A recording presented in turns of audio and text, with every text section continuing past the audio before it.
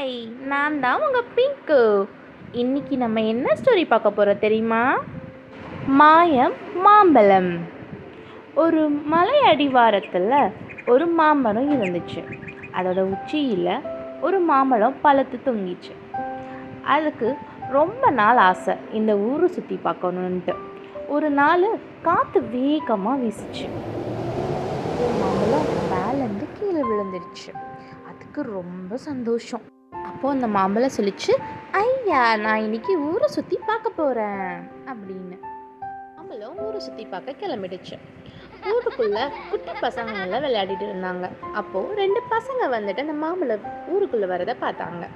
அப்போ உடனே, மாம்பழமே நில்லு, நாங்கள் ஒன்றை சாப்பிட போகிறோம் அப்படின்னு. அதுக்கு அந்த மாம்பழம், ஆஹா, மாய மாம்பழம் நான் தானே, மலையிலிருந்து வந்தேனே, என்னை பிடிக்க முடியாது, எட்டி நீங்கள் செல்வீர் அப்படின்னு பாட்டு பாடிட்டு ஓடிச்சு. அதை பார்த்துட்டு அங்கே அந்த குட்டி பொண்ணுங்களும் வந்துட்டு அந்த மாம்பழத்தை துரத்த ஆரம்பித்தாங்க. ஆனால் அந்த மாம்பழம் யார் கையிலையுமே சிக்கவே இல்லை. அது வந்து உருண்டு உருண்டு ஒரு புதருக்கு பக்கத்தில் போய் ஒளிஞ்சுக்குச்சு. மாம்பழம் சொல்லிச்சு, என்ன யாராலையும் பிடிக்க முடியாது, ஏன்னா நான் மாய மாம்பழம் அப்படின்னு சொல்லிச்சு. மாய மாம்பழத்துக்கு ரொம்ப டயர்டாயிடுச்சு. அதனால் அந்த புதருக்கு பக்கத்துலேயே வந்துட்டு நல்லா ஆழ்ந்து தூக்கத்துக்கு போயிடுச்சு. நாட்களும் பல சென்றன. ஆனால் அந்த மாம்பழம் கண்ணை திறக்கவே இல்லை. நல்லா தூங்க ஆரம்பிச்சிருச்சு. இரவாச்சு பகலாச்சு, ஆனால் அந்த மாம்பழம் எந்திரிக்கவே இல்லை.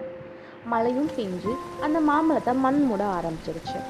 கொஞ்ச நாளைக்கு அப்புறம் மாய மாம்பழத்தில் இருந்து குட்டியாக செடி உருவாக ஆரம்பிச்சது. நாட்கள் பல சென்றன.